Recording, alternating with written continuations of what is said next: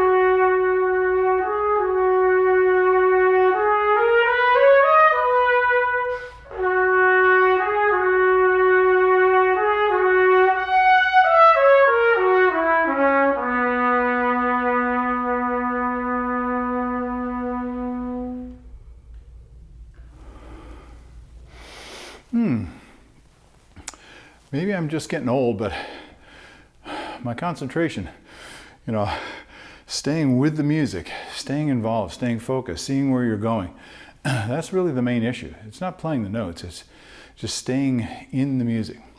The music can really help you to do this, or it can provide a lot of distractions, and certainly playing the trumpet can provide a lot of distractions from staying in touch with that musical idea that's a continuous flow all the way through the piece. So I'm going to mention a couple of things that you should listen for. I'm going to play the end again, and you have a dotted rhythm there.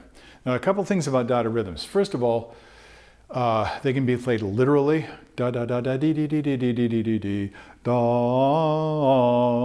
and there's nothing wrong with that. This is a musical choice. It may seem to work better or not work better. They can be played more closer to a 32nd rather than a 16th, or closer to a triplet eighth. And that's a very, very fine line. The main thing they have to be in classical music is consistent.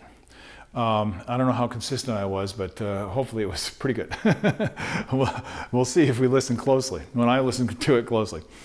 Now, when we're concentrating on that rhythm, that becomes the focus of our attention and our musical intention.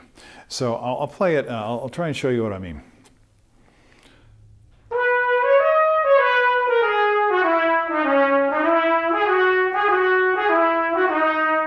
So I'm going da dee da da da da da da, trying to make sure the valves are clean and precise, and I'm feeling ya da da da dee da da da da dee da da da da.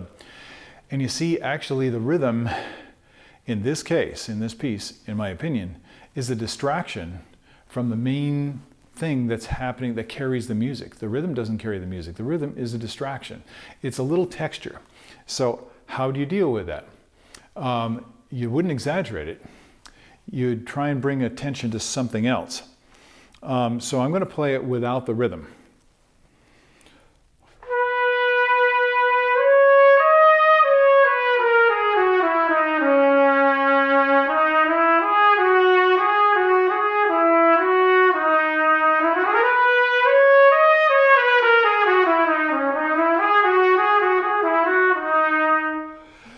I hope you can feel that sense of line that goes through, that sense of shape and direction.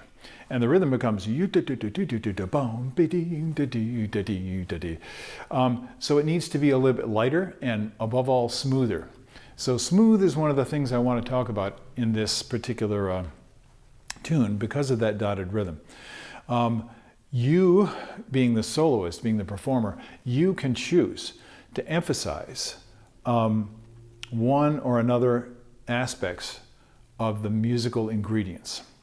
So if I emphasize the line more, I'll try and do this. I'm an orchestra player, so I tend to emphasize the rhythm. So I'm going to try and play it a little smoother.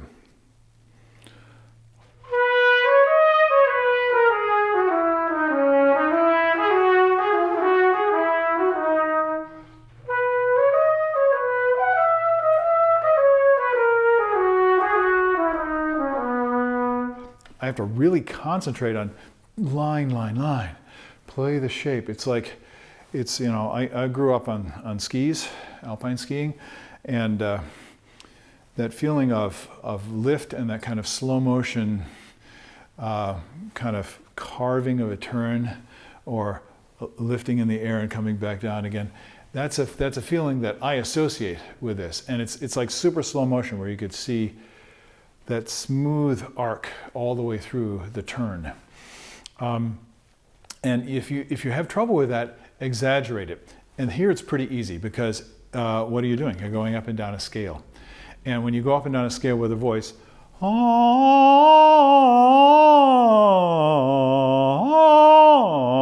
the voice simply sounds more intense in the upper register. Of course, you know, trained singers can be very flexible with how they're using their voice and do pretty much anything with it.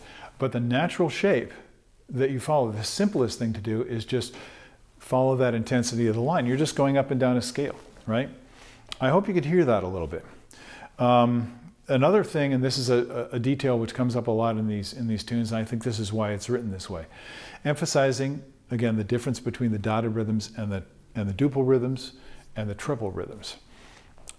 So he lets you kind of get in a groove with it. Sometimes you're in the duple rhythm for a long time, or in the dotted rhythm for a long time, sometimes straight eighth notes, and sometimes triplets.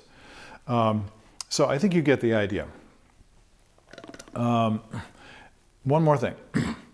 Think in complete musical sentences. Well, how do you do that? See if you can recognize where they are. And if you're having trouble with this, you know, hopefully if you listen to a good performance or you hear somebody else play it, a great thing to do is take this music and give it to another instrumentalist. Give it to a pianist. Give it to a violinist. Give it to a flute player. You see, and you can. It's amazing what you'll learn. It's amazing what you'll learn from doing this. You have just somebody read it, and this is not technically difficult for most, you know, intermediate level and advanced players. And you're going to, if you listen closely, you're going to learn a whole lot of things. And even better, it's trying to imitate that, especially the voice, which is why I'm spending so much time in this book. We want to learn how to imitate the voice. Okay, so where shall we go here? Oh yeah, let's just take it right at the beginning. And I'm going to do something that I do quite a bit, and that is if I'm looking for where those musical sentences are, and of course I'm hearing it in my mind. I go through it really quickly. Oh, that's doing the same thing as it just was. So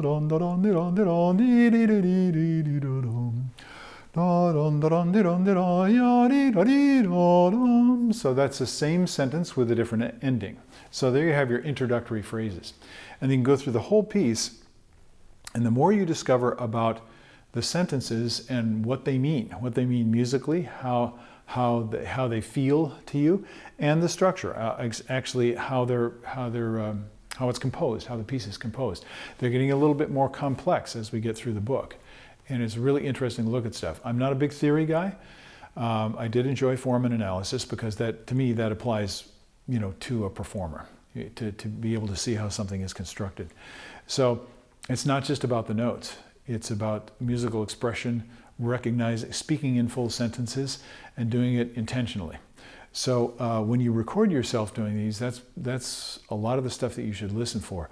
Yeah, listen to see if you're playing with a good sound and playing in tune and playing good rhythm. And playing accurately, of course, but also to see whether musical expression is coming through and if it makes any sense to you. This is a real high goal for these. So thanks for listening again, and I hope you'll join me when you have time. But most of all, put some of this stuff into practice and see if you can start to taste these things a little bit more clearly. Have a good day. Enjoy your practice. I'll see you later. Bye-bye.